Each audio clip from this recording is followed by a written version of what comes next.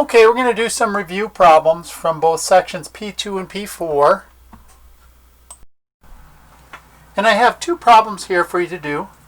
Rationalize the denominator of 4x over square root of 2x, and also 2 over the fourth root of 2x. So you're going to multiply numerator and denominator by the same radical so that the denominator no longer contains a radical.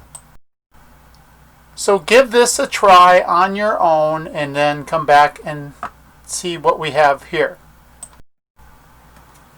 So in the first problem, we multiply by square root of 2x over square root of 2x.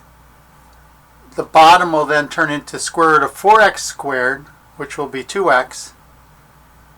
No more radical. In the second problem, however, we have to multiply by the fourth root of 8x cubed, because that's going to turn the denominator into 16x to the fourth, which is a perfect fourth root. And that will then eliminate the radical in the denominator.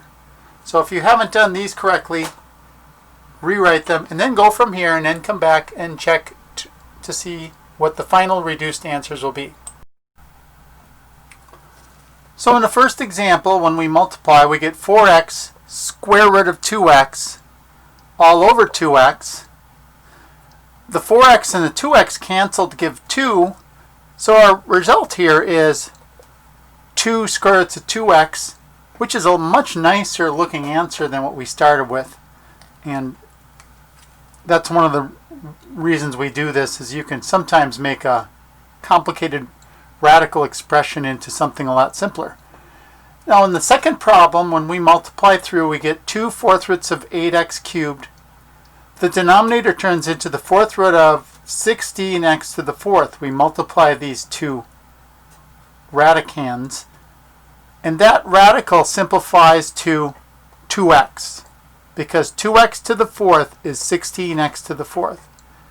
Then we can cancel 2's, and so we're left with this result. I have it at the bottom, the fourth root of 8x cubed over x.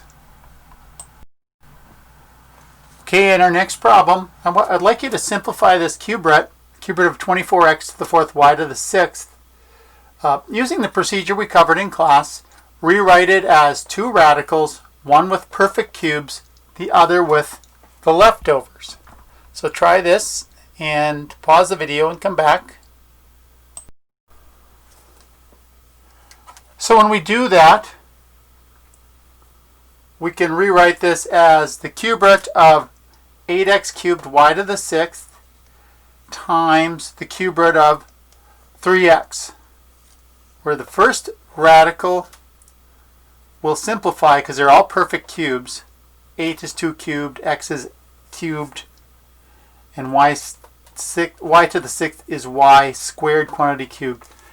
And then our leftover radical. And now we just simplify, and we get 2x y squared times the cube root of 3x. Okay, here's a problem like what was in WebAssign. Simplify 27x squared y to the fifth. Now here we don't know if x is positive or negative. So that's why you're going to have to use those absolute values or value bars here to make sure we get the right answer. So we rewrite it as a square root of a perfect square, 9x squared y to the fourth, times the square root of whatever's left, the 3, the factor of 3, and also 1 factor of y. So now the square root of 9 turns to 3. The square root of x squared turns to absolute value of x, and then y squared, and then square root of 3y. We don't need absolute values around the y squared because it's automatically positive, but we do need it around the x. Because if x is a negative number, like negative 5, x squared is 25, and the square root is positive 5. And positive 5 is not x, it's the opposite of x. But by putting the absolute value bars, we're assured of getting a positive result there, no matter what x is. Our next problem is one of the WebAssign problems. And we actually did one like this in class as well. Simplify. And in order to simplify, you're going to have to simplify both of these radical expressions. And then, if they happen to be like terms, you can then combine them two as well. So, do the simplification of both of these. And these are cube roots. Then see if you can combine the two radical results together. So try this on your own. So that first radical, we can rewrite it as 27x cubed y cubed times the cube root of y. 27 is a perfect cube, 3 cubed, and that cube root of y is our leftover. The second radical we can write as cube root of 64x to the 6th times that leftover radical cube root of y. Now when we simplify this, we get x times 3x, just 3x, y,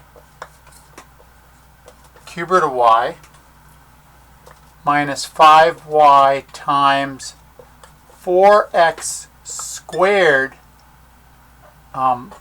cube root y. And then simplifying that a bit, 3x squared y cube root of y minus 20x squared y cube root of y. And these happen to be like terms. Same variables raised to the same powers and the same radicals. Radicals are really powers on the variable. The cube root of y is really y to the 1/3 times y really makes y to the 4/3. So they're the same variables to the same powers. We can combine them. 3 of these like terms minus 20 of the like terms makes negative 17 of the like terms.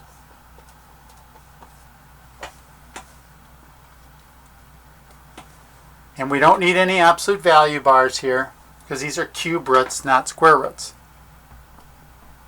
So negative 17 x squared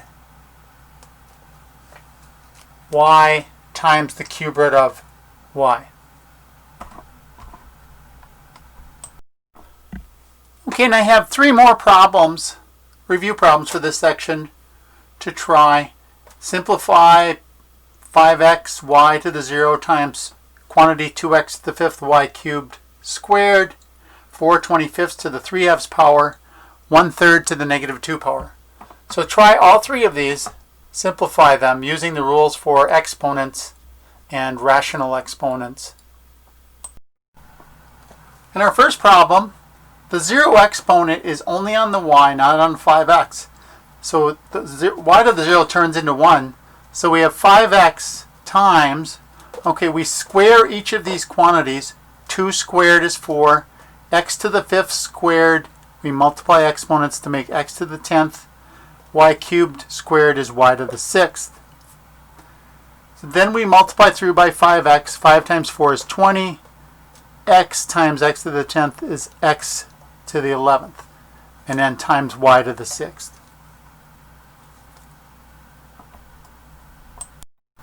Okay, our next problem, 4/25 to the 3/2.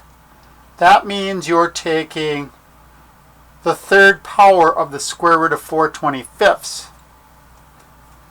The square root of 4/25 is 2/5. And we could also break that down as the square root of 4 over square root of 25, 2/5. So then we cube that, which means we cube the 2, and we also cube the 5, so we get 8/125. And our last problem, 1/3 to the negative 2, well, there's 2 ways you could do this. You could do 1 over 1/3 squared, which is 1 over 1/9, invert and multiply. Or you can just invert the 1/3 and write 3 over 1 to the positive 2, which is 3 squared, or 9.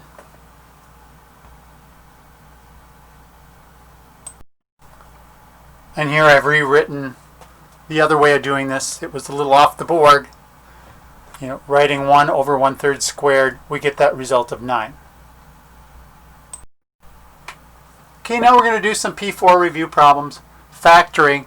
Start out with factor 6x squared minus 11x minus 7. This is that trinomial where you can either factor by checking possibilities or factor by grouping. Okay, by doing the possibilities, if we're going to either have 6x plus or minus something, x plus or minus something, or 3x plus or minus something, 2x plus or minus something. These somethings have to be the factors 1 and 7. Now if we put 7 here, you're going to get 42x's. So that's not going to possibly work at all. So the 7 would have to go here, in which case there's no way we can get the negative 11x's that way. So very quickly we see that the 6x and the 1x possibilities can't work. So then we go to the 3x plus and the 2x plus or minus. Okay, if we put the 7 with the 2x, we're going to get 21x's or negative 21x's. Way too many x's. So that means the 7 has to go with the 3x, the 1 has to go with the 2x, and then it's just a matter of getting the right pluses and minuses. To get the negative 11x, we need a 3x minus 7, 2x plus 1. So that's by possibilities. It actually works fairly well for a lot of these trinomials. Using the grouping method, you have to find two numbers that multiply to negative 42, 6 times negative 7, and add up to that middle coefficient, negative 11. Those two numbers are negative 14 and 3. So that's how you rewrite your trinomial. And to get this to factor, we have to group the 3x with the 6x squared and the minus 14x with the minus 7. If you group the 3x with the minus 7, it won't factor. So that's your grouping. Then we factor out common factors. 3x out of the first group and 7 out of the second group. And in fact, put that common factor of 2x plus 1 out front times 3x minus 7. So there's the grouping method, and I know there's other variations of this using like a box and crossing numbers, but it's essentially this grouping method. Okay, our next factor problem. Factor 36x squared minus y to the fourth. And you should instantly see this is difference of squares. 36x squared is 6x quantity squared. Y to the fourth is y squared quantity squared.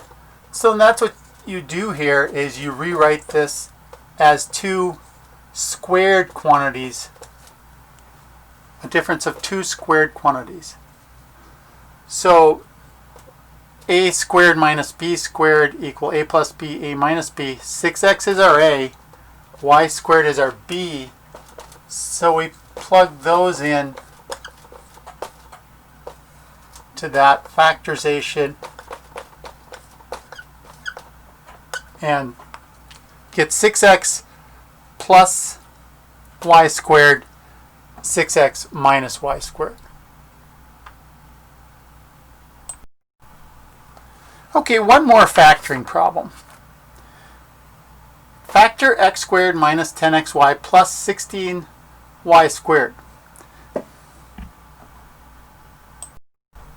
So you should recognize that this is very similar to the trinomial x squared minus 10x plus 16. And that's the trinomial where you find two numbers that multiply to positive 16 and add to negative 10. Those two numbers happen to be negative 8, negative 2. So it factors as x minus 8, x minus 2. The only thing different here is we have this y. Well, to get the xy terms, we just need an extra y on each of these factors. So instead of x minus 8, it's x minus 8y, x minus 2y. And you can check it by multiplying it out, FOIL it out, x squared, outside terms, negative 2xy, inside terms, negative 8xy. That makes the negative 10xy. And the last terms multiply out to 16y squared. So it checks out. Okay, that's it for the review. See you in class. If you have questions, you can post in discussions.